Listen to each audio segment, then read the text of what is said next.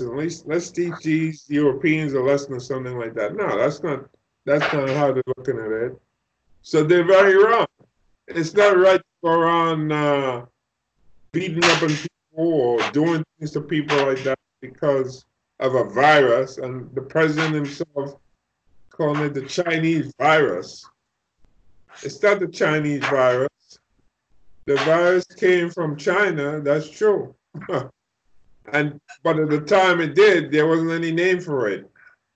We had no idea. That's why they called a novel virus from the Latin word novel, meaning new. You see? So that's what they were calling it, the novel coronavirus. But now, since then, they have a name for it, but yeah, he was still calling it the Chinese virus. And that's ridiculous. And because of that, he was like agitating some people to go out there and attack Chinese people. And that was happening. But the Chinese should learn from their history, especially in America, that they were beaten up too. And then some of them were treated very unfairly, and some of them were even lynched and killed in the process. Yeah, a lot black people, Asian people are saying the same thing too. They say if black people racist to Asian, they say, you know, they should worry more about white people. Asian people we feel you guys, you know. We feel how black people be treated in America. So. Well, a lot of places where some of the Asian people, when they come to America, for example, where they start their businesses, a lot of them start in like black neighborhoods, like with the Chinese food and all that stuff. That's where they go. You know, that's where they usually make their money.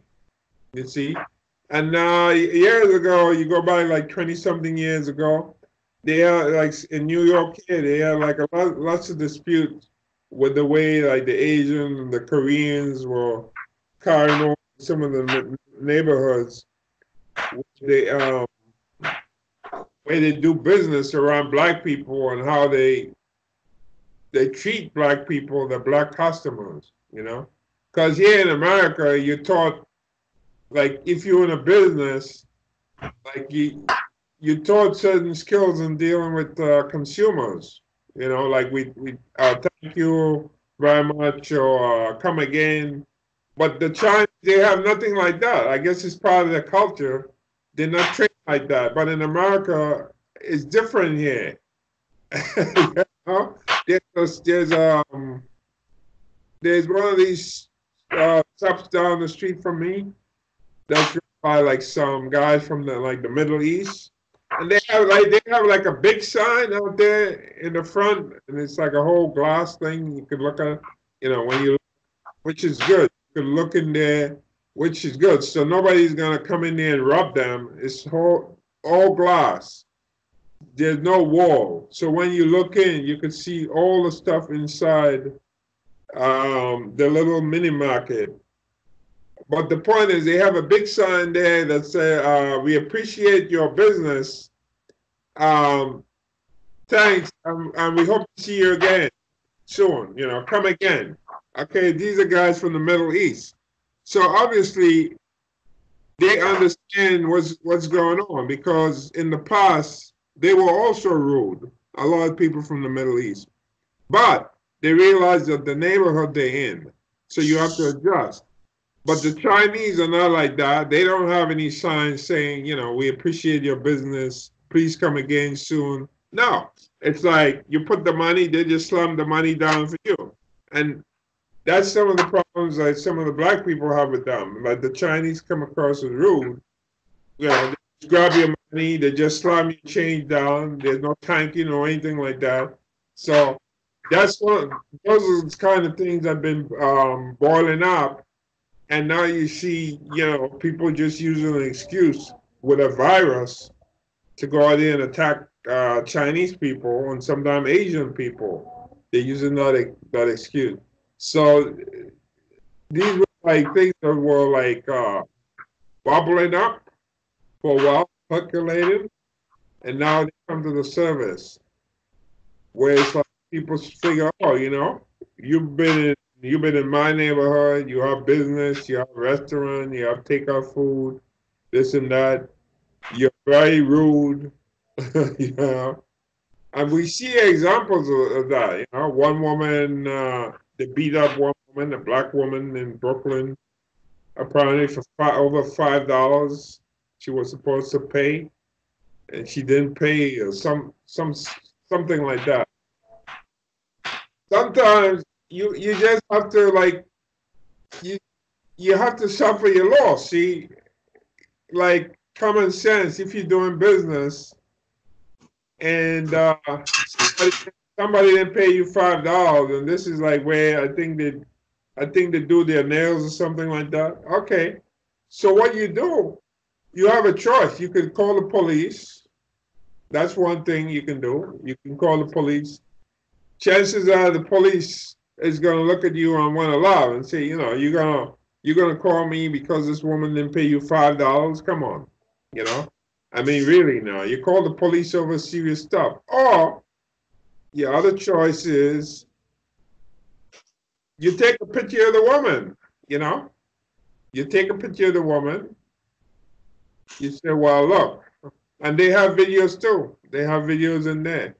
You take a picture of the woman, you put there, and you say, we're not going to serve you anymore. If you come into this shop, we're not going to do business with you, and you suffer the loss. That's it.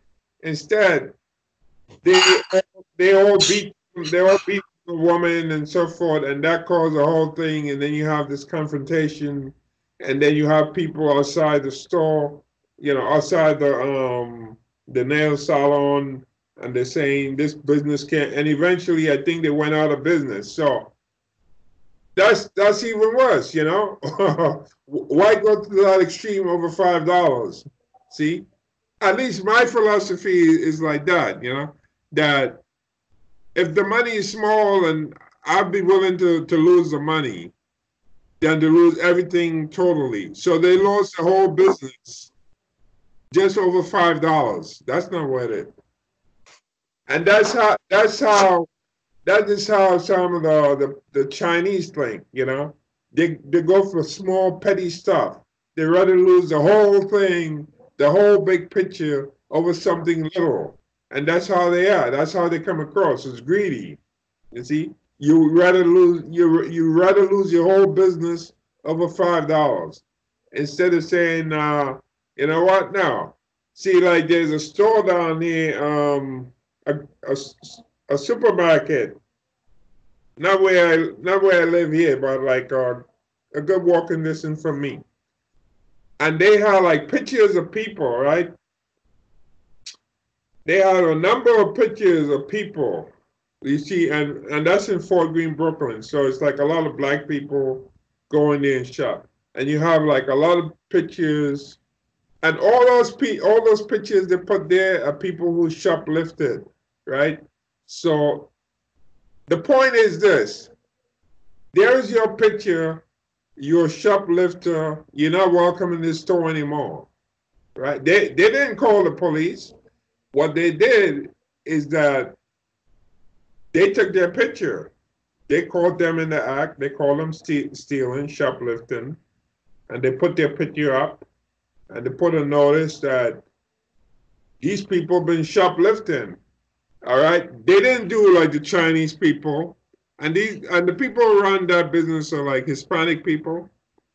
So they took a different tack. They didn't come up with a broom and beat, like the Chinese people did in the salon place, and beat up the people, beat up the black people who were caught shoplifting.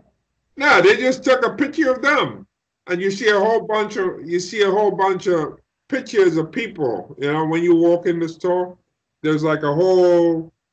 It was like something you see, like if you go to the police station and you're picking out like criminals, and the police give you like a whole bunch of pictures to look through to see who's the person, the perpetrator, and that's what they do. They put this whole bunch of pictures.